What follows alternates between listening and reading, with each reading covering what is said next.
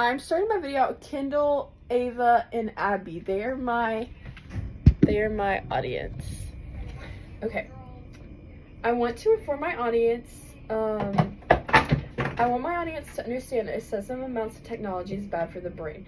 Technology is always changing in today's world. All age groups, especially children ages 6 to 17, are exposed to technology more than they know. To better understand how excessive amounts of technology can be bad for our brain, let's take a look at some steps. So sleep patterns, mood swings, and learning test scores are some steps that we can look at that are bad for the brain. Okay, starting off with sleep habits. Raise your hand if you've if you've ever hurt your head looking at a screen for too long. Okay? Keep your hand raised if you've been on your phone longer than 3 hours in one setting. Yes, my girls are raising their hand. Okay, so the usage of technology has dramatically increased over the last decade. And technology is becoming dangerous because people overly use technology. And it wasn't meant to be overly used. Okay, so since most children ages 6 to 17 sleep with electronics near them before bed, they're most likely to have problems sleeping at night. Too much screen time before bed can hurt children's sleep patterns.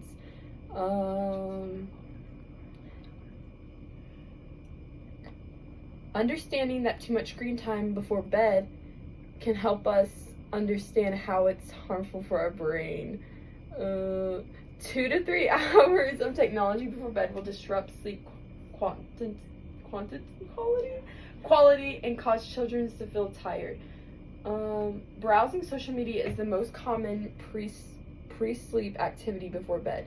Technology causes our brains to produce dopamine. Using technology before bed causes activity in our brain. And instead of it shutting down, this will cause it to make it harder to sleep. So it will just cause us to be awake and alert. And then another reason why technology is using excessive amounts is bad is for our attitude. And mood swings and behavior changes are occurring more with the amount of technology that we are exposed to. Technology can be a division from the outside world with children and interacting with other children. So it can mess up the interactions that other children need for their attitude and for their moods. And then creating an environment where children is offered the access of technology 24/7 can cause feelings of addiction. And when children are addicted to technology, it can feel very frustrating to them when they don't have it. So that could also cause them to have bad attitudes with their parents or with friendships or at school when they're trying to learn.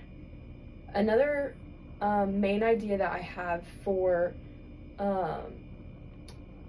excessive amounts of technology causing your brain to like hurt could be with the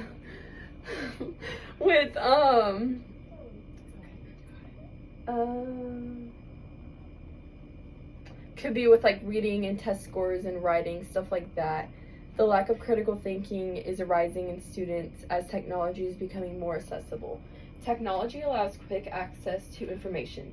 This means it's easier for answers online, and then for rather kids deeply thinking about the answers, they can just get the answer.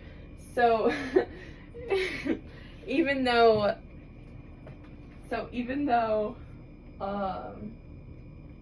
this can cause them to have low test scores if they're using excessive amounts. Yeah.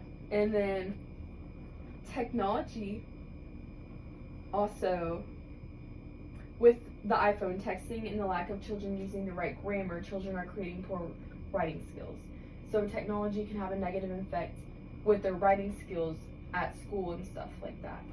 And certain, like with sentences, stuff like that, proper grammar, and yeah, and their academic writing, yeah. Like,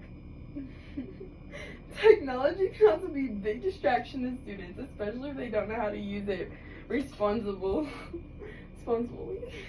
Messages on your phone or notifications can be a distraction.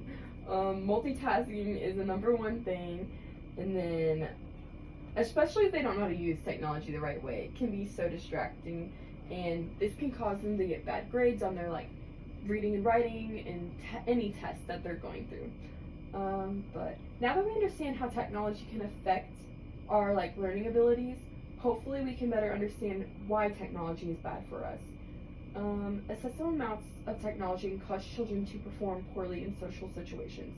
We already learned that. Like everything I went over is basically telling us how social media and technology can just ruin their behavior, ruin their sleep patterns, ruin their work environment at school, just a whole bunch of things.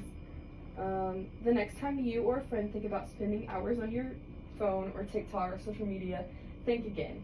Think about the things that are causing you to have bad attitudes, or what's causing you to feel bad about yourself, or making you fall behind in that English class. Overall, it's not worth the risk to ruin your brain over technology. Thank you.